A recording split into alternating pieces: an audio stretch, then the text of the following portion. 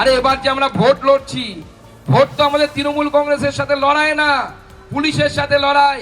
Police সরিয়ে দিলে 15 মিনিটও তৃণমূল কংগ্রেস বলে কোনো পার্টি থাকবে না, কোনো রাজনৈতিক দল থাকবে না। আজকে আমাদের কর্মীরা আসছিল, শুনলাম পুলিশ নাকি বাধা দিয়েছে। কি ঠিক বলছি তো? পুলিশ বাধা দিয়েছে। আমি পুলিশকে বলতে চাই, পরিষ্কার করে শুনে রাখুন, সময় আসছে, মনে রাখবেন সারা চিরকাল কাহারও সমান নাই যায়।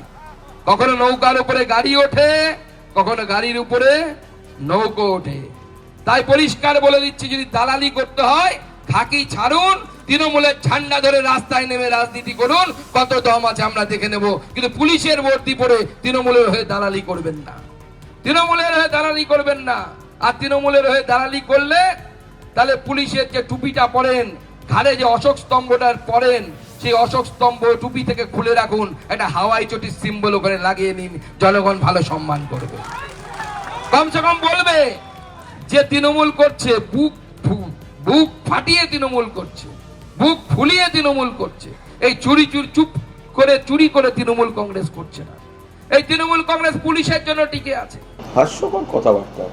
কেন্দ্রে এই যে সুকান্ত বাবু, কেন্দ্রীয় নির্বাচন কমিশন, কেন্দ্রীয় বাহিনী, এগুলো দিয়ে যতবার ভোট হয় বাংলায়, সেটা বিধানসভা বলুন বা লোকসভা, তাতে এই বিজেপি সুকান্তবাবুর দল হেরে যায়। এই সুকান্তবাবু রাজ্য সভাপতি এত হাঁকডাক করলেন, তো করার পরে ওনার নেতৃত্বে কমে গেল বিজেপি, এ রাজ্যে লোকসভা কমে গেল। কারা ভোট করলো? কেন্দ্রীয় বাহিনী। কারা পরিচালনা করলো? কেন্দ্রের নির্বাচন কমিশন। কাদের দিয়ে উনি লাফিয়ে বেড়ালেন? CBI R E D. অমুক যাবে, এরপরে অমুক, তারপরে অমুক, বাংলায় রাখবো না, তিহারে রাখবো, এইগুলো করেছেন, তারপরে হেরেছে। এখন এইসব নিজের ব্যর্থতা। তিনি আমাদের বিরোধী পক্ষের একটি দলের সভাপতি, কিন্তু ব্যর্থ সভাপতি। তিনি এখন দিলীপ ঘোষের ছায়ার সঙ্গে যুদ্ধ করছেন। ওনাকে দেখাতে হবে যে দিলীপ ঘোষ বিজেপির সভাপতি হিসেবে, বিজেপির লোকেরা বলে সুকান্তবাবুর থেকে বেটার। এখন সুকান্তবাবু সেই ছায়ার সঙ্গে যুদ্ধ করছেন। তাকে দেখাতে হবে যে দিলীপ ঘোষের থেকে তিনি বিজেপির কর্মীদের কাছে অ্যাকসেপ্টেবল, দেখাতে পারছেন না।